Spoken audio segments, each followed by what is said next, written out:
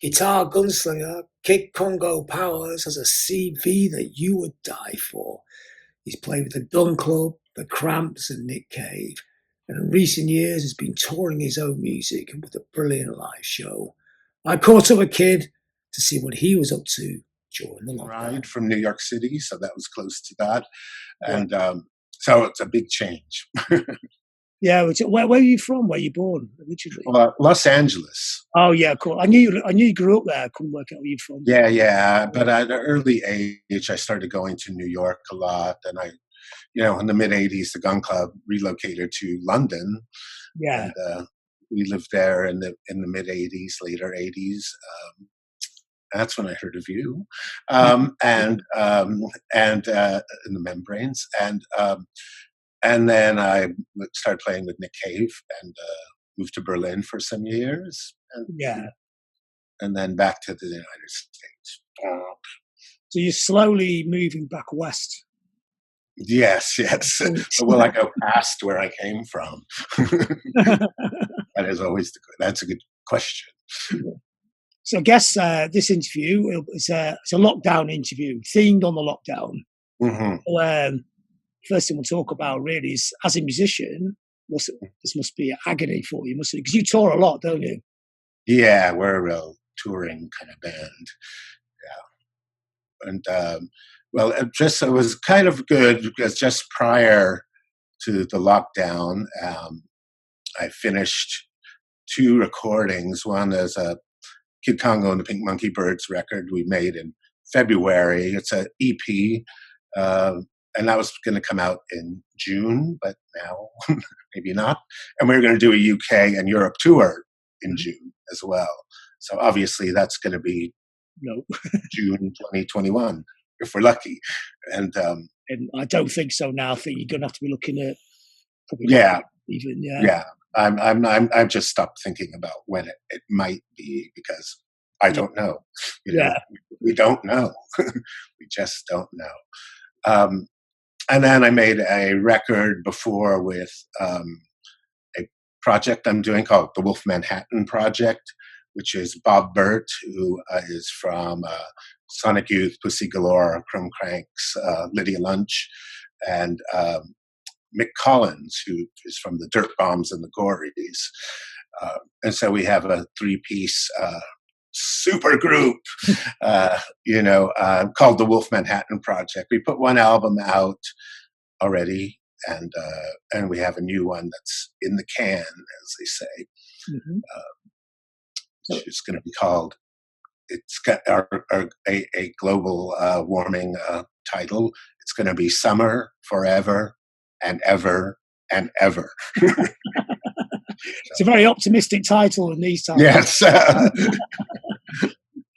and on the new Pink Monkey Birds, not the lead song, but one of the songs is I Can't Afford Your Shitty Dream House, which is, my anti-MAGA Trump, it could be anything, Brexit, anyone.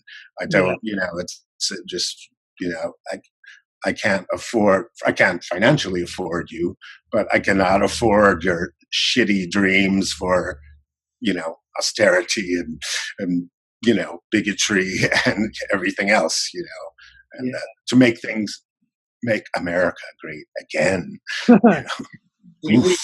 We get Trump on TV every single day for some reason. I just stopped watching. If he wasn't so powerful, it'd be the best entertainment ever. If it wasn't, it's just the worst shithead ever.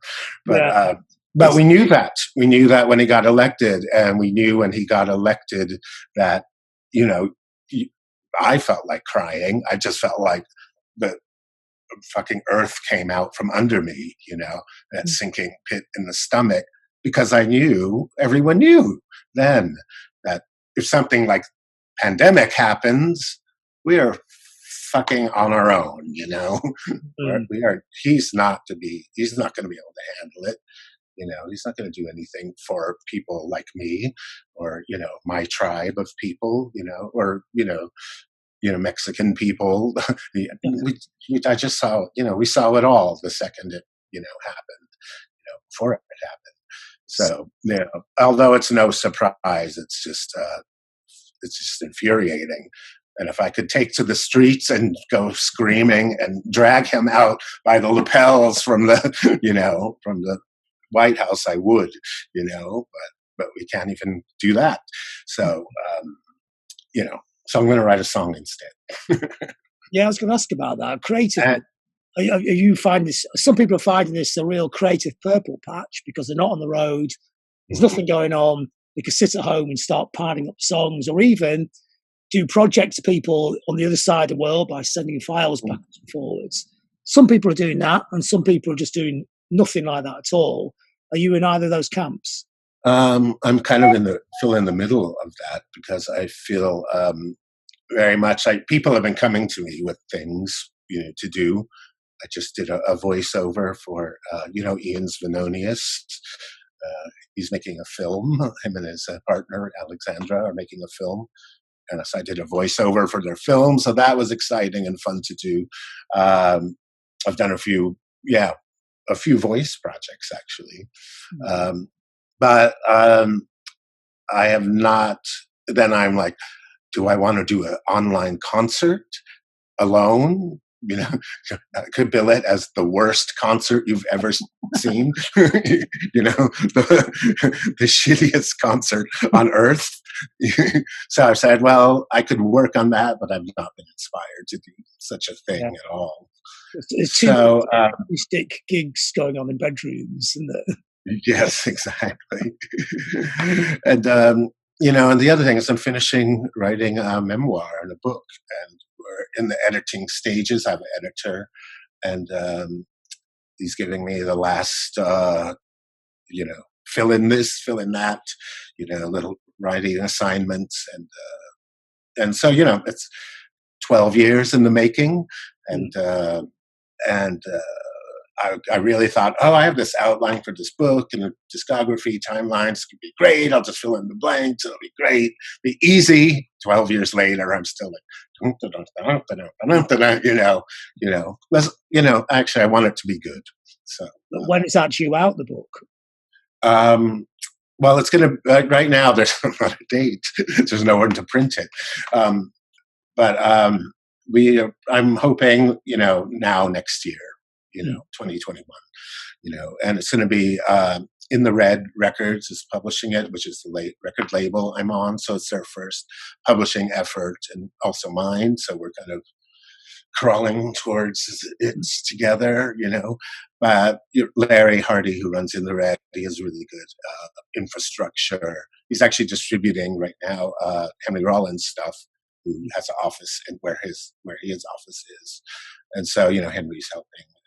He'll have all the connections there. Yeah, so I feel very good about it, and very excited because I've always tried to do things another way, and so this is another way of doing the book. And I've been making records, I realize, over 10 years, probably with other projects, 12 years with Larry. So it's really nice to forge ahead with him and In the Red Records. And it's not like you haven't got a story to tell, is it? Well, one or two, But it's funny, when I started the book, it was going to be like a coming of age. I was very inspired by like Just Kids by Patti Smith. And I thought, well, that's great. Then you can have more books after and that. But then I quickly realized that I probably have more to tell than that, up to before I become a musician, and but it's a lot of, so I concentrated a lot on backstory and what things that went into making me want to be a musician, and things that turned me on and influenced me from the youngest of ages, the youngest and events. And so that part, to me, that part was great. And I thought, then I'm in a band, and I went on tour. I sat in a dressing room, and but it was, of course, much better than that. And, then I realized, okay, the story continues, and it is exciting, and I don't want to be jaded about it, because it's exciting to me, and part of it is that is that I carry that excitement from being a kid into being kid, yeah, you know, Yes, okay. and so so that made so like I said, it's been a long, long process, and so many psychological scenarios. Of course, I realized I'm insane. well, it took a long time.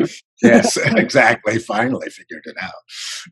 I'm actually quite fascinated by the bits from when before you were in a band. I don't really know that bit. So, I Mhm. mean, obviously the band section is some of the greatest bands of all time. You happen to have played in them. That's interesting. But how you got there is actually the bit I'm quite intrigued by. Yeah, And yeah, the Mexican LA story is always interesting as well. yeah. I go into a lot about family and where I grew up, and the influences of that, and events of that, and towns, and yeah, and it's a story about the times, really, Mm. and it's a story about a young Chicano kids in that time, and it's a story of a young Chicano kid who learns that he's queer.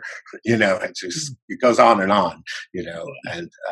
and that then it became a story. When I first was doing the first part of the writing, I was unsure, like, is this a story for X amount of people who like the Cramps and the Gun Club, and or is this a story bigger, a real story?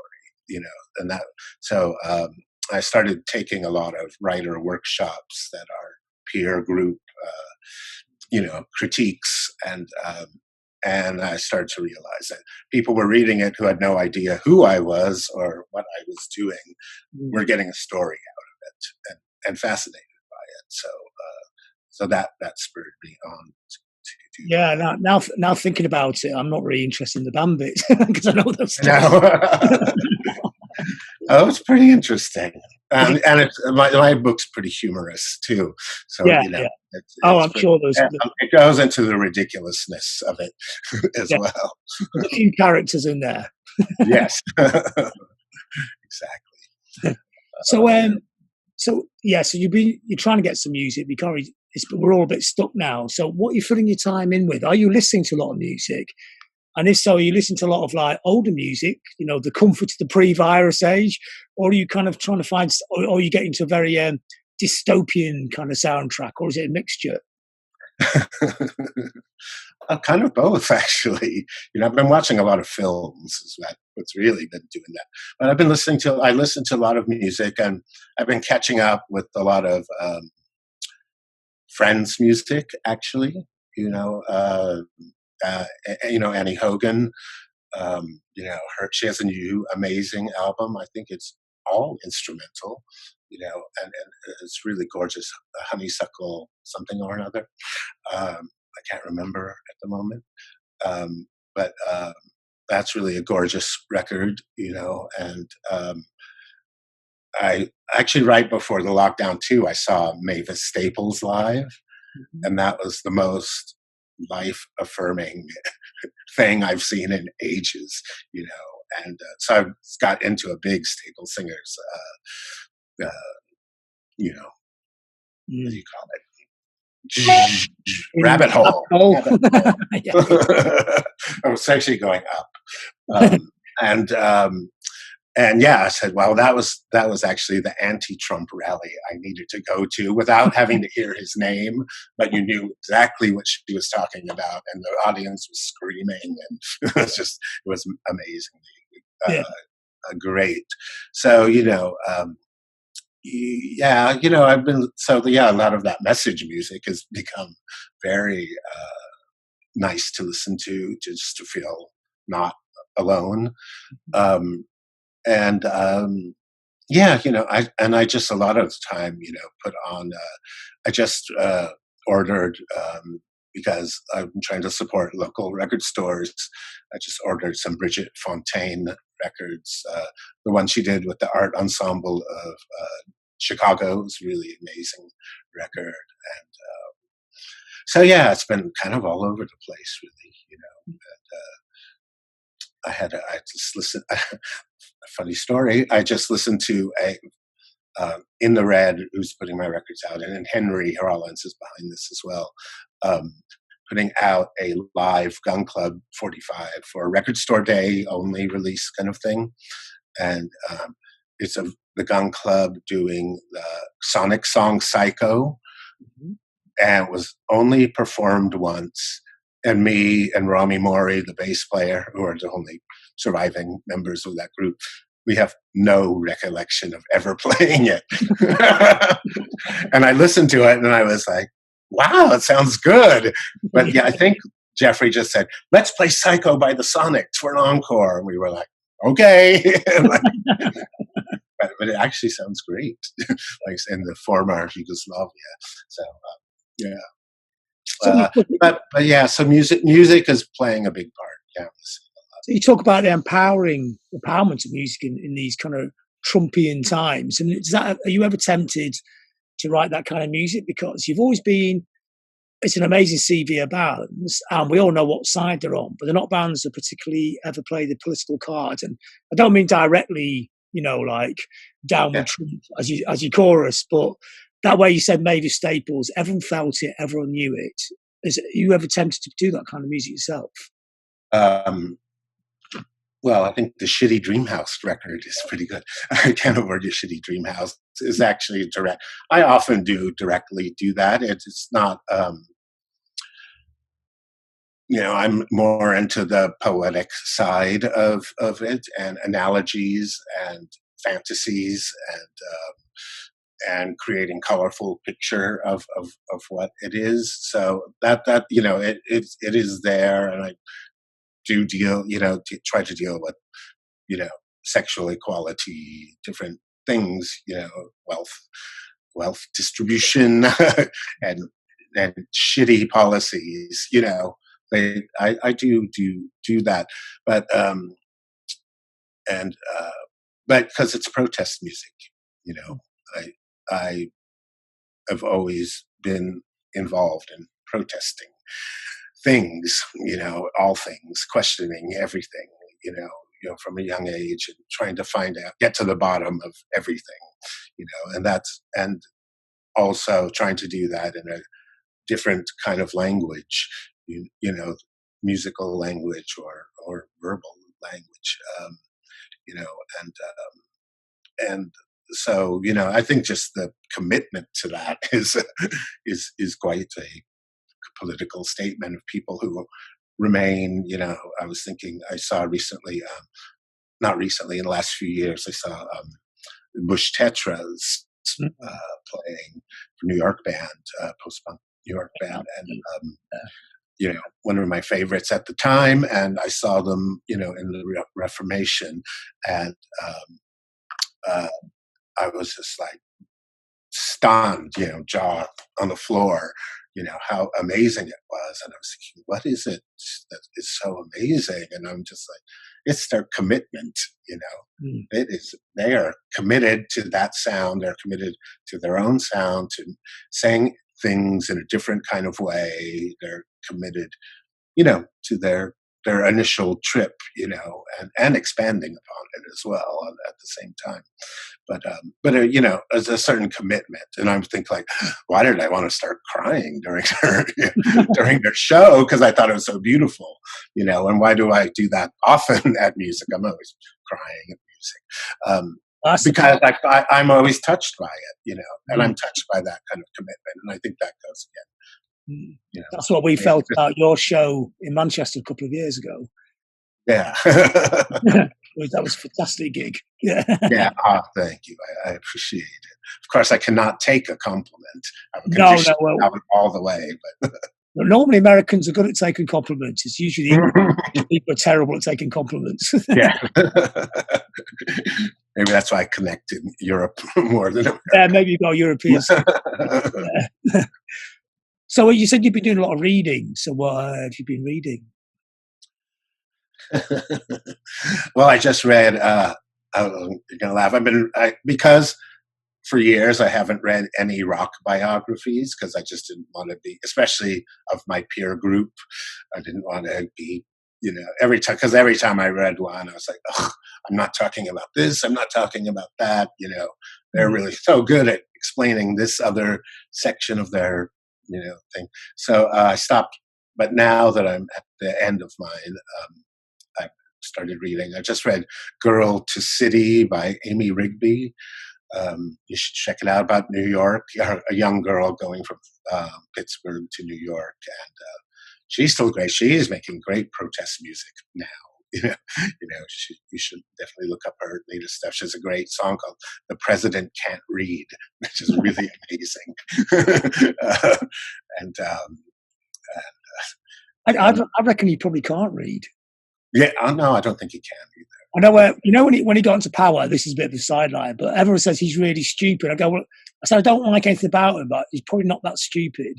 And then the virus came along and I thought, oh my God, he actually is really stupid, isn't he? He's really stupid and really doesn't know anything. It's bizarre, isn't it? Surrounded by a bunch of people who don't know anything. But he's also surrounded by a bunch of corrupt, business people whose bottom line is the dollar, and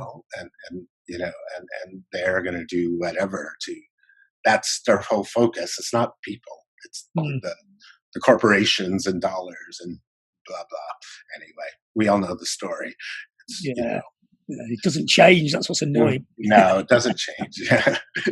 Yeah, you listen to you listen to 60s protest music. You listen to Bob Dylan, Masters of War, and you listen to Leonard Cohen, Everybody Knows, or a song like that. It's 50 years later, have the same lyrics, can't it? It just doesn't. They don't. Yeah. Exactly. So what else has your reading been taking you? And then a friend of mine, musician neighbor, dropped off the Noddy Holder autobiography, which I haven't read yet, but I really want. I'm going to get into it. Actually, it's a really well written book. Yeah. Yeah, it looks great, and he's so great. I know he's so great. Yeah, and all the interviews I've seen with him through my life, are great. He's a great person. Holdy, when you meet him, he is like Noddy Holder. It's not a made up act. Yeah, well, that's why he's great. He is who he is. One of the greatest singers of all time. He doesn't get the credit for his voice. What a scream. Yeah. Sometimes he'll do the scream for you if you ask. Oh yeah, that's a recommended book. He's very clever, so it's a well written book. Yeah, good. I'm excited to read that, and that's kind of like the last. Yeah, I've been doing that. So do you do a lot of TV, box sets, films, or anything like that? Yeah, a lot of I have the Criterion Channel app, which is really great for films, and I'm doing a lot of film noir. I don't know why this has come up, but everything from Orson Welles to there's a big program of Columbia Noir, the Columbia Studios Noir, which was not really some of it was quite famous, but not a lot of it. And so it's great seeing a lot of that. That's resonating with me now for some reason. People are really cynical. And maybe that's why I just feel really cynical. I want to see other people being cynical. But what else have we been watching? Drag queen shows. Go between cynical, hard-boiled, and drag queen talk shows. And so it's just been wow, it's like 2 months now, isn't it? What else? And I'm packing because we're moving house just a few miles down the road. It's very well orchestrated to be as safe, as possible between all people, all parties. As you see, I have my bikes in the house and on the wall because we're moving from apartment to a house. So I'm very excited. I don't know. I thought moving would be very, very difficult now. But yeah, I mean, we are going just down the road. We're not even hiring movers. We're going to do it with a few, family members, and so everyone's being very careful, and we'll see how it goes. But my house is a lot of boxes right now. Yeah. All the artwork is off the wall. Everything is packed away. So I'm in kind of, living college student style right now. Well, that's unusual for a musician. I'm 61 years old. It doesn't change. Yeah. Oh, brilliant. Well, thanks for that.